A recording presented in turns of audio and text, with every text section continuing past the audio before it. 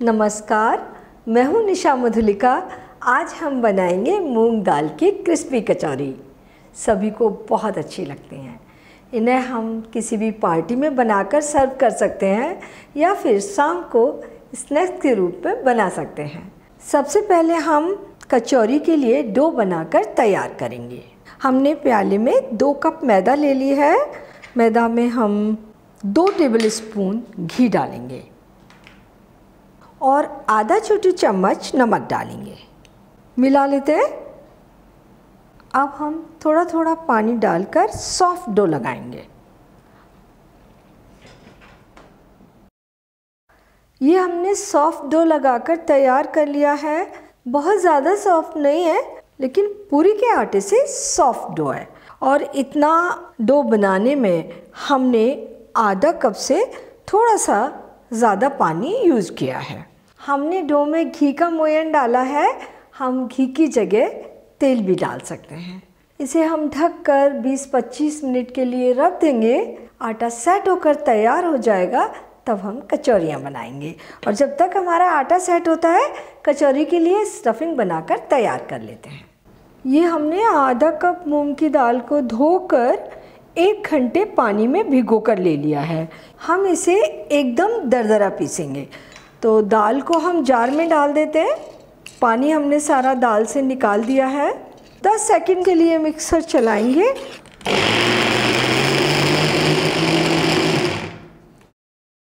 दाल मोटी मोटी दरदरी जैसी हमें चाहिए थी, उस तरह की पिसकर तैयार हो गई है।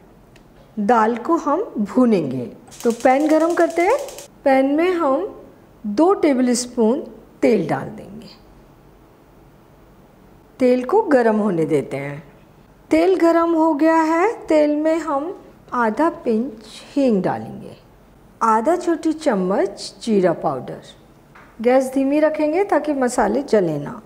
1.5 छोटी चम्मच सौंफ पाउडर और 1.5 छोटी चम्मच धनिया पाउडर। 2 हरे मिर्च बारीक कटे हुए, 1 छोटी चम्मच अदरक का पेस्ट। मसालों को हल्का सा भूनेंगे और अब हम इसमें पिसी हुई दाल डालेंगे।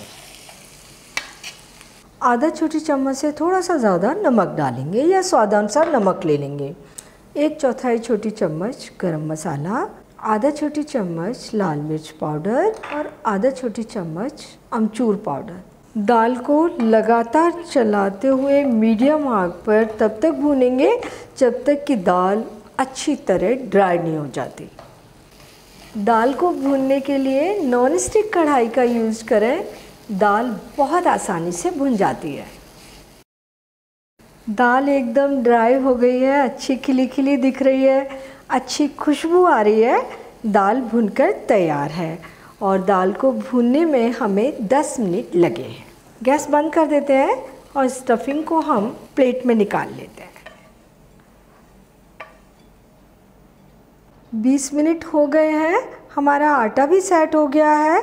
आटे को हम थोड़ा सा मसल लेते हैं। अब हम कचौरियों के लिए लोइयाँ तोड़ेंगे। कचौरी अपनी पसंद के अनुसार थोड़ी सी छोटी या थोड़ी बड़ी बना सकते हैं।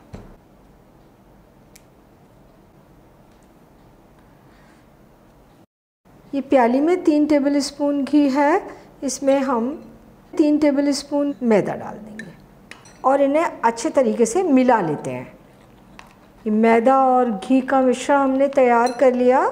अब हम कचौरियों के लिए लेयर्ड शीट तैयार करेंगे। तो पहले हम आटे का एक टुकड़ा उठा लेंगे, गोल कर लेंगे और इसे पतला बेलेंगे। बाकी आटे हम ढककर रखेंगे ताकि ये सूखे ना। ये हम बजाय इस पूरी को उठाने के हम चकले को घुमाकर इसे पतला बेल लेते हैं, तो वो ज़्यादा आसान होता है। और बेलते समय हम पूरा ध्यान रखेंगे कि हमेशा किनारे से बेलेंगे, बीच से पतला और किनारे से मोटा नहीं करेंगे। हम एक जैसी पूरी बेलकर तैयार करेंगे। इसके ऊपर हम ये घी मैदा का मिश्रण लगाएंगे और चम्मच से चारों ओर फैला देंगे। और अब हम इसे 3 भागों में फोल्ड करेंगे। एक हमने ये कर लिया, इसके ऊपर हम थोड़ा सा घी मैदा का मिश्रण फैलाएंगे।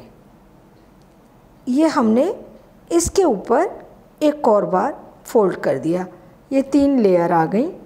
अब हम इसे फिर से 3 लेयर में फोल्ड करेंगे। तो इसके ऊपर हम थोड़ा सा ये घी मैदा का मिश्रण लगाएंगे और इसे फोल्ड करेंगे, एक बार और ये दूसरी बार, और इसे चौकोर आकार देंगे। इस तरीके से हम सारी शीट बनाकर तैयार कर लेंगे। हम इसमें सूखे आटे का बिल्कुल यूज़ नहीं कर रहे हैं, लेकिन अगर डो थोड़ा सा अगर ज़्यादा सॉफ्ट हो जाए तो पूरी बेलने के लिए हम सूखे आटे का यूज कर सकते हैं।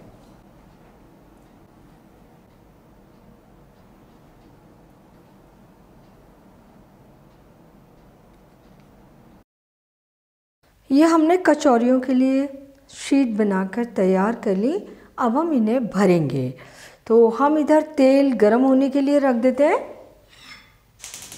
गैस धीमी रखेंगे क्योंकि अभी हमें कचौरियाँ भरने में भी समय लगेगा। एक शीट उठाएंगे और इसको हम चौकोर थोड़ा पतला बेलेंगे, बहुत ज़्यादा पतला नहीं करेंगे इसे।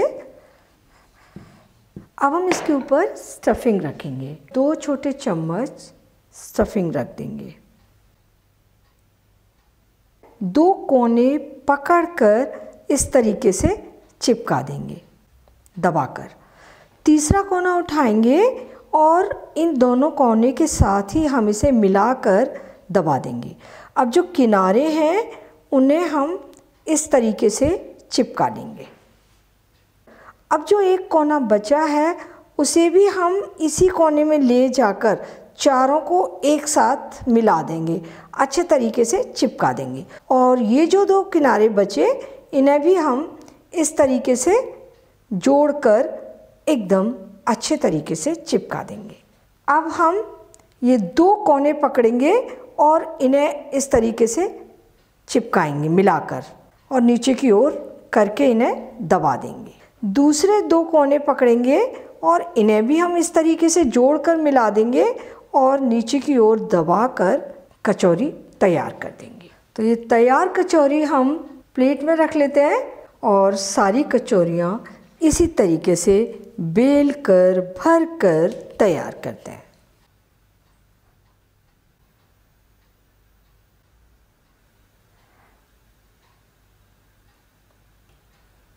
कचौरियाँ तलने के लिए तेल को चेक कर लेते हैं। तो ज़रा सा आटा हम कढ़ाई में डालकर देखते हैं। हमें कचौरियाँ तलने के लिए तेल मीडियम से भी हल्का गर्म चाहिए। और हम देख रहे हैं आटे में अच्छे बबल आ रहे हैं। गैस एकदम धीमी कर देते हैं और कचौरियों को तलने के लिए डालते हैं। धीमी आंच पर कचौरियों को अच्छा गोल्डन ब्राउन होने तक तलेंगे। कचौरियाँ निचली ओर से हल्की सी सिक गई हैं, हम इन्हें पलट देंगे और कचौरियों को पलट पलट कर चारों ओर अच्छी गोल्डन ब्राउन होने तक तलेंगे। कचौरियाँ अच्छी गोल्डन ब्राउन हो गई हैं, हम इन्हें निकाल लेते हैं। कचौरियों को कलछी पर उठाएंगे और कलछी को थोड़ी देर कढ़ाई के किनारे पर रोक लेंगे ताकि एक्स्ट्रा तेल कढ़ाई में वापस चला जाए। और सारी कचौरियाँ इसी तरीके से तलकर तैयार करेंगे।